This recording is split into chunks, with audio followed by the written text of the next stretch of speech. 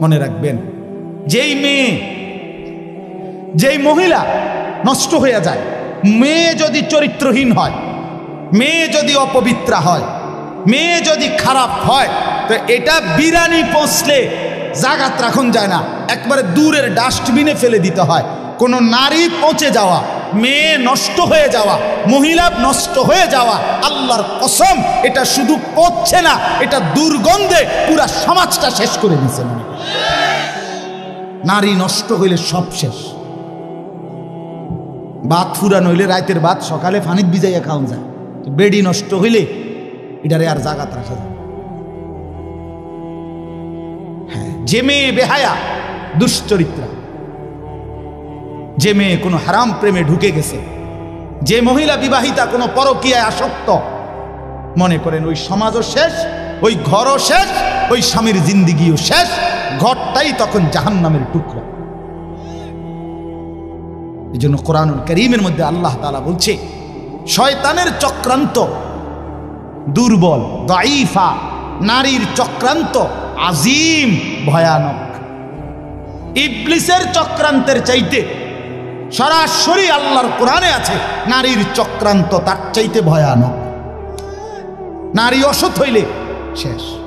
বেডি যদি সিদ্ধান্ত নেয়, এই জামাই তোরে বেড়া আমি তোর বাপের লগে, মাল লগে, দেবর ননদের লগে তুই কেমনে থাকস, আমি বেডি বাচ্চা দেখতে দেখা দিতাম না, তো মনে করেন শেষ। বুঝেন নাই? মহিলা যদি সিদ্ধান্ত নেয় আমি আমার জামাইরে, জামাইয়ের আপন মা বাবার সাথে, জামাইয়ের ভাই বোনের সাথে চলতে দিব না, তো এর চাইতে দুর্ভোগ আর লাঞ্ছনা ওই ফ্যামিলিতে আর হয়। এই জন্য মাদের ইসলাহ খুব দরকার, বোনদের ইসলাহ খুব দরকার, নারীর সংশোধন খুব দরকার। কোরআনুল কারীমে আছে, ইন্নামা ইউরিদুল্লাহু লিইউযহিবা আনকুমুর রিজসা আহলাল বাইত। আল্লাহ বলে, নারী তোমাকে আমি বললাম, মুসলিম নারী, ওয়াকারনা ফি বুয়ুতিকুন্না, তুমি ঘরে অবস্থান করো, ওয়ালা তাবাররাজনা তাবাররুজাল জাহিলিয়াতিল উলা, তুমি বেপর্দা বাহিরে ভিন নারী, অসভ্য নারী, জাহেল মূর্খ নারীদের মতো বের হইও না। 3, ওয়া আকিমনাস সালাহ, আল্লাহ বলছে কোরআনে, নারী তুমি 5 ওয়াক্ত নামাজ পড়ো, ওয়া আতিনাজ যাকাত, বছর শেষে হিসাব করে তোমার স্বর্ণ রৌপ্য গহনা অলংকারের যাকাত প্রদান করো। আর 5 নাম্বার, ওয়া আতিইনাল্লাহ ওয়া রাসূলা, আল্লাহ এবং রাসূলের আনুগত্য করো। আল্লাহ বলে, নারী কেন বললাম? এ আল্লাহ তখন বলছে, আমি আল্লাহ চাই তুমি নারীর মাধ্যমে তোমার পুরা ঘরটাকে পবিত্র করে নিতে। যে নারী নামাজি, যে নারী চরিত্রবান, কসম আল্লাহ, সে ঘর পুরা পবিত্র হয়ে যায়। আল্লাহ আমাদের বোনদেরকে তৌফিক দান করেন, আল্লাহ আমাদের মাদেরকে তৌফিক দান করেন। হ্যাঁ বাপ, আপনারা যত্নবান হন। আমি প্রত্যেক দিন বলি, খাট পালং আর সোফা, ফার্নিচার আর দালান বিল্ডিং, টাইলস আর বাথরুম, এটা আপনার জিন্দিগির কামিয়াবি না। আপনার স্ত্রী সন্তানের ঈমান, আপনার স্ত্রী সন্তানের নামাজ, আপনার স্ত্রী সন্তানের পর্দা, আপনার স্ত্রী সন্তানের কোরআন, আপনার স্ত্রী সন্তানের হালাল হারাম মেনে চলা, আল্লাহর কসম এটাই আপনার সংসার, এর মধ্যেই আপনার সফলতা, এর মধ্যেই আপনার জান্নাত, এর মধ্যেই আপনার পরকালের মুক্তি। আল্লাহ বুঝার তৌফিক দান করে। শেষটা হইল আখিরাত, এটাই শুধু তর্জমা বললে আপনারা বুঝে ফেলুন। শেষ এক হইল জীবনের সব কিছু আমার হবে কার থেকে, আর জীবনের সব কিছু আমাকে সাজাইতে হবে কার মতো? এই সহজ বুঝলেন না? আর রয়েছে কি? আমার জিন্দিগির আল্লাহকে সবসময় স্মরণ রাখা, রসুলুল্লাহর মতো জীবন গড়া। কেন কেন এগুলো দরকার? কেন? ভাত মাছ চাল ডাল দালান বিল্ডিং করার জন্য না, আখিরাতের জন্য।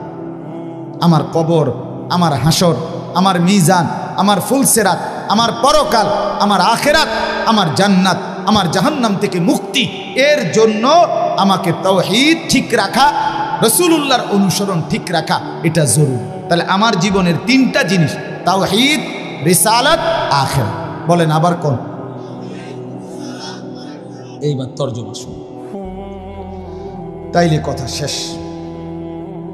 আল্লাহ তাআলা বলেন, বিসমিল্লাহির রহমানির রহিম, কোরআনুল কারীমের 75 নম্বর আয়াত। আরে সূরা কত নাম্বার? সূরা কিয়ামা, এই কিয়ামত আর কি। আল্লাহ তাআলা বলেন লা উকসিমু বিয়াউমিল কিয়ামা, আমি আল্লাহ কসম করছি কিয়ামত দিবসের। আমি কসম করছি বান্দা, আমি কসম করে বলছি কিয়ামত নিশ্চিত। আল্লাহ কসম করলে এমনিতে বললেই তো আল্লাহর কথা 100 সত্য, সেখানে আল্লাহ আমাদের বিশ্বাস আরো হওয়ার জন্য কসম করছে। এরপরে আখিরাতকে ভুলে যাওয়া বুদ্ধিমানের কথা বলেন না, বুদ্ধিমানের কাজ। আল্লাহ আমাদেরকে বুঝ দান করেন। ওয়ালা উকসিমু বিন-নাফসিল লাওয়ামা, আল্লাহ বলেন 2 নম্বরে আমি আরো কসম করছি ওই অন্তরের, যেই অন্তর মানুষকে গুনাহের প্রতি তিরস্কার করে, নেক কাজের প্রতি আহ্বান। এমন একটা দিলের যদি কাউকে আল্লাহ এমন একটা দিলও দান করে, বড় মোবারক, বড় মোবারক, বড় ভাগ্যবান। এটাকে নফসে মুমিনাও বলে, নফসে লাওয়ামাকে।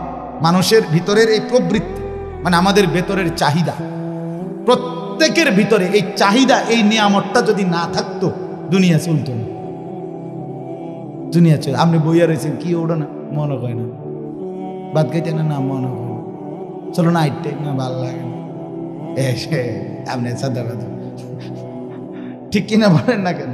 মানে এইটা যদি না থাকতো ভিতরে প্রবৃত্তি, চাহিদা, সব তস্তস হয়ে যেত, সব তস্তস হয়ে যেত।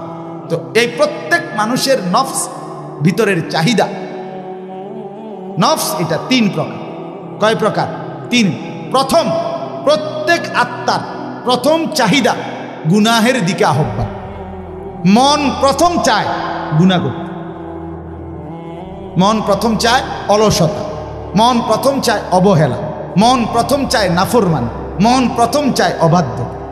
60 বছর যার ফজরের নামাজ কাজা হয় নাই, ওই ব্যক্তির মনেও প্রথম শয়তান অথবা নফস তাকে ধোকা দেয়, আচ্ছা উঠতে আরি, সবসময় তো রাহো না, ইন্নান নাফসা লাআম্মারাতুম বিসসু। প্রত্যেক মানুষের অন্তর প্রথম গুনার দিকে আমন্ত্রণ করে। কিসের দিকে?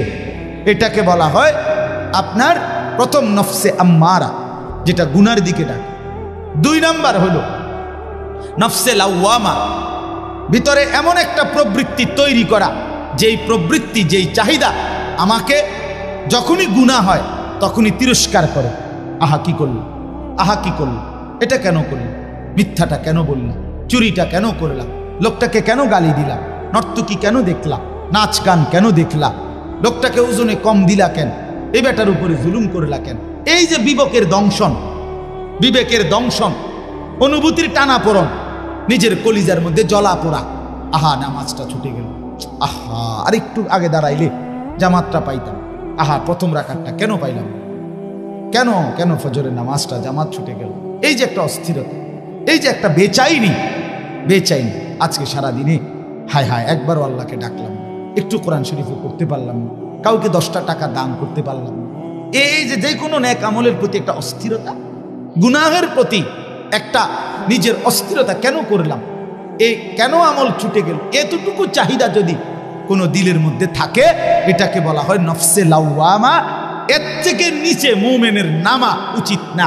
এর থেকে নিচে নামলে তারে মুমিনের অন্তর বলে না, তারে ইমানদার বলে না। দৈন্তান্না কান্না রাসূলুল্লাহ সাল্লাল্লাহু আলাইহি সাল্লাম বলেন, ইজা সাররাতকা হাসানাতুকা ওয়া সাআতকা সাইয়্যাতুকা ফাআনতা মুমিন। নেক কাজ করলে যদি তোমার ভাল লাগে, গুনার কাজ করলে যদি তোমার কষ্ট লাগে, তাহলেই তুমি মুমিন, তাহলে এখনো তোমার ঈমান। কিন্তু বছরের পর বছর গুনার পরেও যখন বিবেকের কোনো দংশন নাই, তোমার ঈমান নাই।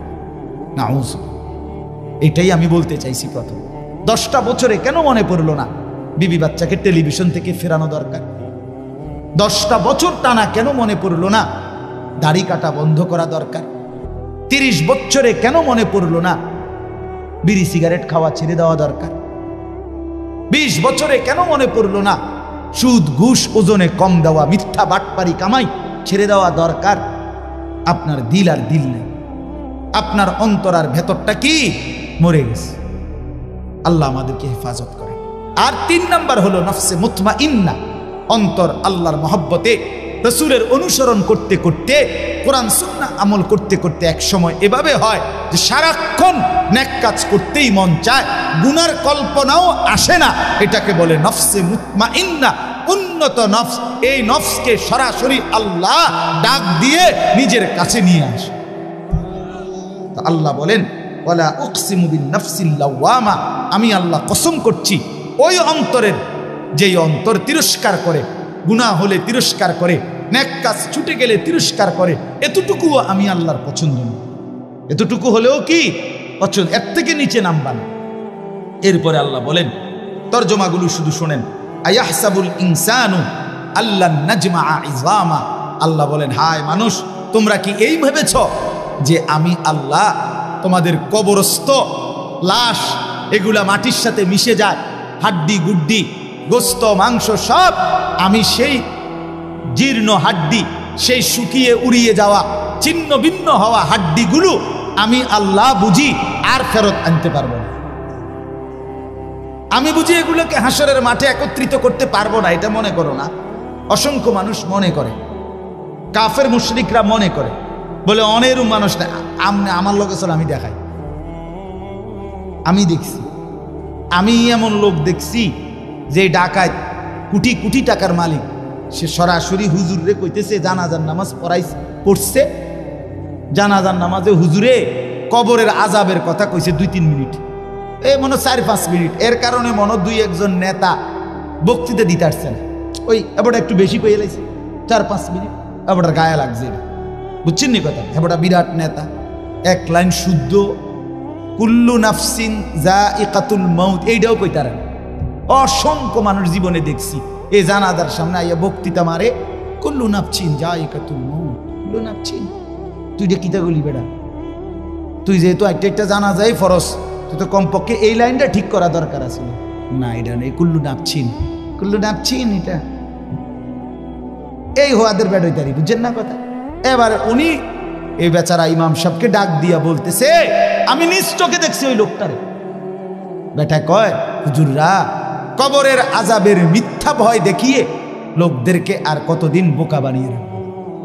এই বাংলাদেশ মুসলমানের বাচ্চা।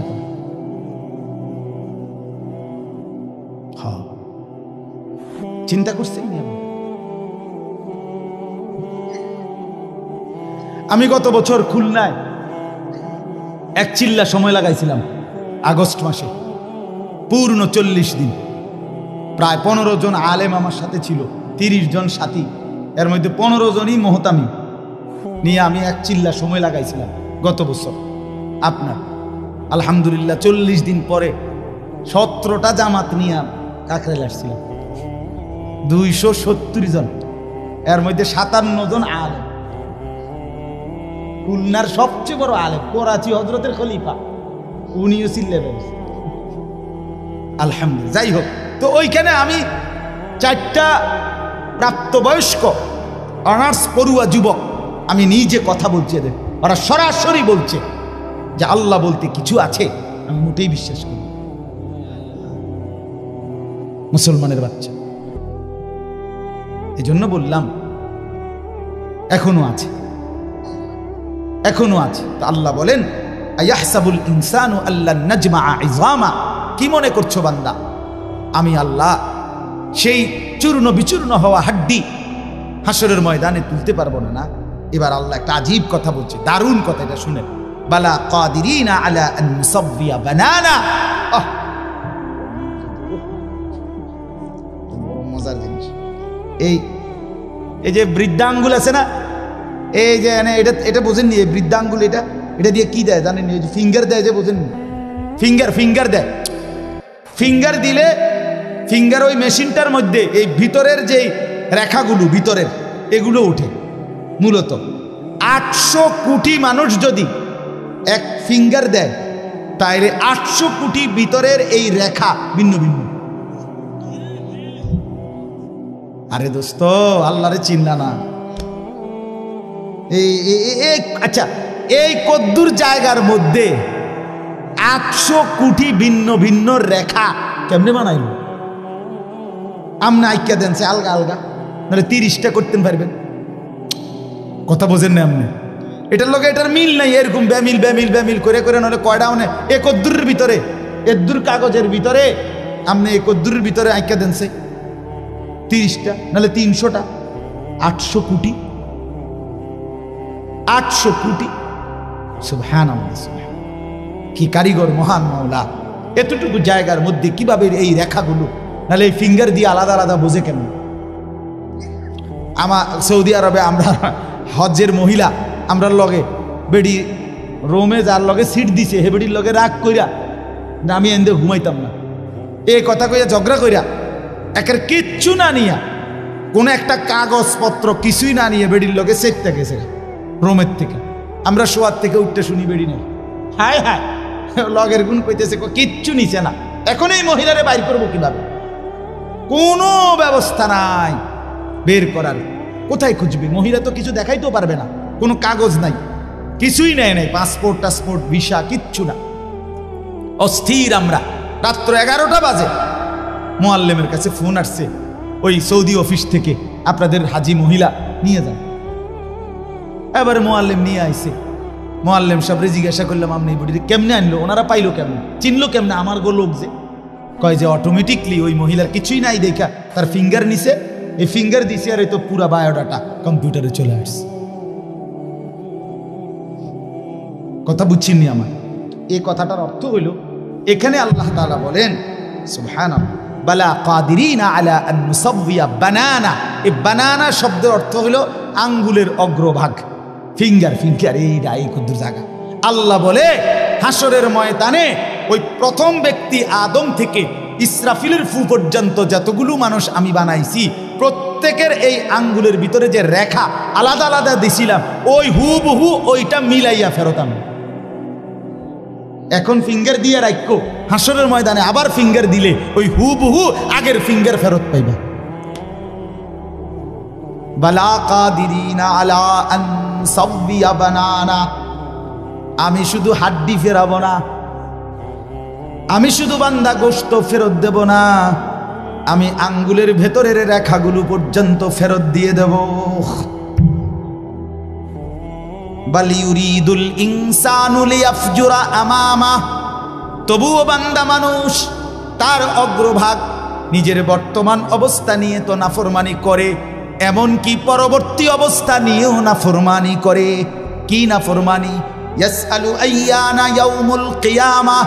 আল্লাহ বলে নাফরমান ইমানদার মুত্তাকি নেককারদেরকে ব্যঙ্গ বিদ্রুপ করে জিজ্ঞেস করে কখন হবে কিয়ামত। কয় না কা কি হুজুর, কত কিছুই তো কোন, কিচ্ছু তো দেখি না।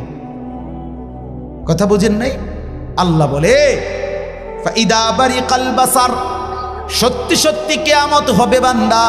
ইসরাফিল ফু দিবে, তখন কিন্তু চোখের মধ্যে দ্বিধা লেগে যাবে, ধাঁধা লেগে যাবে। আহা কি হলো, আহা কি হলো।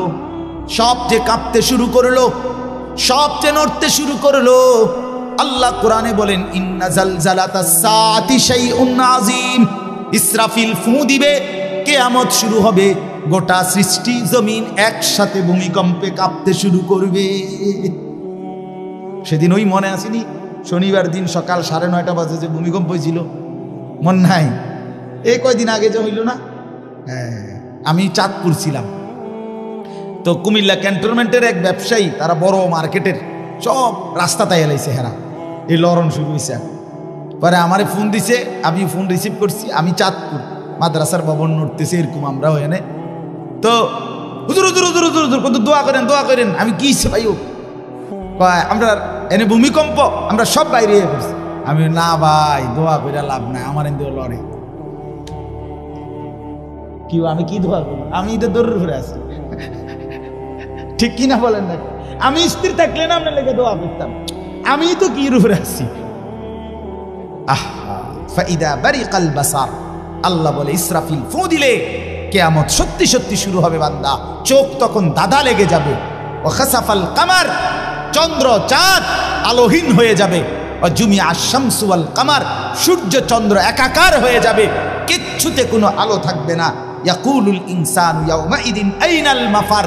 মানুষগুলো দিক বিদিক মাতালের মতো ছুটতে ছুটতে দৌড়তে দৌড়তে একে অপরকে জিজ্ঞেস করে বলবে আইনাল মাফার, ভাইয়া পালাবো কোথায়, আশ্রয় কোথায়, দাঁড়াবো কোথায়, লুকাবো কোথায়?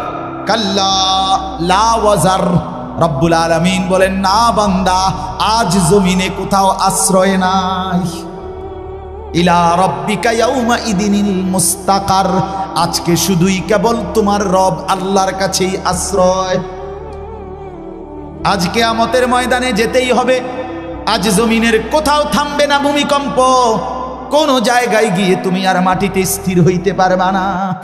ইউনাব্বাউল ইনসানু ইয়াউমাইদিন বিমা কদ্দামা ওয়া আখার, আল্লাহ বলে হাসরের ময়দানে দাঁড় করিয়ে আমি আল্লাহ, তুমি বান্দা যা কিছু নিজে আমল করেছো, যা কিছু তোমার পরবর্তীতে রেখে গিয়েছ, সবটা তোমাকে জানাবো।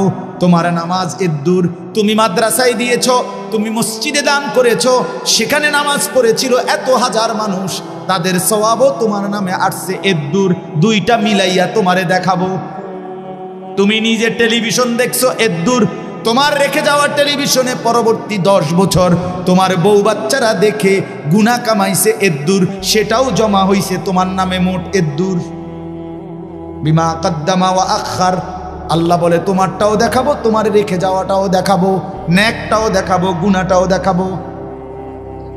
বালিল ইনসানু আলা নাফসিহি বাসীরা, আল্লাহ বলেন বরং আমি শুধু ইউনাব্বাউ শোনাবো না, তুমি বান্দা নিজেই তোমার চোখে সচক্ষে তোমার আমলনামার মধ্যে দেখবা। তোমার হায়াত, তোমার রাত, তোমার দিন, তোমার সকাল, তোমার দুপুর, তোমার হাসি, তোমার কান্না, তোমার একাকী, তোমার প্রকাশ্য, তোমার শব্দ, তোমার নিশ্চুপ থাকা, তোমার আচরণ, তোমার উচ্চারণ, সেকেন্ড সেকেন্ড পলক পলক, নিঃশ্বাস নিঃশ্বাস তুমি দেখবা। ওয়ালাউ আলকা মাআদিরা, আল্লাহ বলেন তখন বান্দা তুমি বহু উজর আপত্তি পেশ করতে চাইবা। তুমি বলবা রব্বুল আলামিন এত গুনাহ আমি করি নাই, এত নাফরমানি আমি করি নাই। রব্বুল আলামিন বলবে জমিন কথা বলো, জমিন কথা বলবে। রব্বুল আলামিন বলবে হাত পাও অঙ্গ প্রত্যঙ্গ কথা বলো, সব কথা বলবে। রব্বুল আলামিন বলবেন ডান কাদের বাম কাদের ফেরেশতা তোমরাও কথা বলো, তারাও কথা বলবে। রব্বুল আলামিন বলে আমল নামাও দেখো। এবার আল্লাহ বলবেন আমি নিজেও বলছি শোনো। এমন কি দিবা, জমিনও তো বললো, তোমার হাত পাও তো বললো, ডান কাদের বাম কাদের ফেরেশতাও তো বললো, আমল নামা তো লিখিত হলো, আমি রব্বুল আলামিন তো নিজেই বলছি। আলাম ইয়ালাম বিআন্নাল্লাহা ইয়ারা, আল্লাহ বলে বান্দা তুমি কি জানো কিনা আমি কিন্তু তোমাকে দেখি। দেখে কিনা? কতক্ষণ? কতক্ষণ বলেন বন্ধু, কতক্ষণ? রাত গভীরে আল্লাহ বলেন আমি বান্দা জেগে আছি। আহা 2টা বাজে যুবক, ডানে বামে তাকাইয়া তুমি দেখলা কেউ জেগে নাই, মা ঘুমিয়ে গেছে, বাপ ঘুমিয়ে গেছে, বোন তুমি আমার দেখলা ডানে বামে কেউ নাই, তুমি আলাদা রুমে লেফের নিচে কম্বলের নিচে। এবার মোবাইলে তুমি উলঙ্গ ছবি আর নর্তকীর নাচ, অথবা তুমি বোন পরের ছেলেকে নিজের রূপ আর নিজের উলঙ্গ দেহ দেখাইবা শুরু করলা। আল্লাহ বলেন আনিস পৃথিবী ঘুমিয়ে গেছে, আমি কিন্তু জেগে আছি, আমি কিন্তু দেখছি, আমি তো দেখছি, আমি তো ঘুমাই নাই। আমার মতো মনিবকে সামনে রেখে কেমনে মনটা খুলতে পারলা, করতে পারলা? বলেন আল্লাযী ইয়ারাকা হিনা তাকুম, আল্লাহ বলে বন্ধু আপনি দাঁড়াইলেও আমি দেখি। ওয়া তাকাল্লুবাকা ফিস সাজিদিন, আমার নামাজি বান্দাদের সাথে রুকু সেজদা করলেও আমি দেখি, আমি তো দেখি। লা তাখুযুহু সিনাতুন ওয়ালা নাওম, আমি তো তন্দ্রাও যাই না, ঘুমও যাই না। লা ইয়াযিল্লু রাব্বি ওয়ালা ইয়ানসা, আমি কারো কথা ভুলে যাই না, আমি কখনো পথ হারাই না। ওমা মাসসানা মিন লুগুব, আমাকে কোনো ক্লান্তি স্পর্শ করে না। 7 আসমানের উপর 7 তবক জমিনের নিচ আমি এক নজরে বরাবর দেখি। দেখে কিনা বন্ধু? চলেন দোস্ত আমার, বন্ধু আমার, কুয়াশায় ঘেরা এই ফুটা ফুটা পানি পড়ছে গায়ের মধ্যে। এমন গভীর রজনীতে রাত 12টা বাজে। চলেন মাওলাকে ডাক দিয়ে বলি, মাওলা পেছনের জিন্দিগির গুনাহ ছেড়ে দিলাম, আর করব না, ওয়াদা দিলাম। আমি মাওলা লজ্জিত, মাফ চাইলাম। আল্লাহ বলে, বান্দা দিল থেকে যদি বলো, যদি সত্যি সত্যি বলে থাকো বান্দা, আমিও ওয়াদা দিলাম আসমান ছোঁয়া গুনাহ মাফ করে দেব, পাহাড় পরিমাণ গুনাহ মাফ করে দেব, সমুদ্রের ঢেউ পরিমাণ গুনাহ মাফ করে দেব।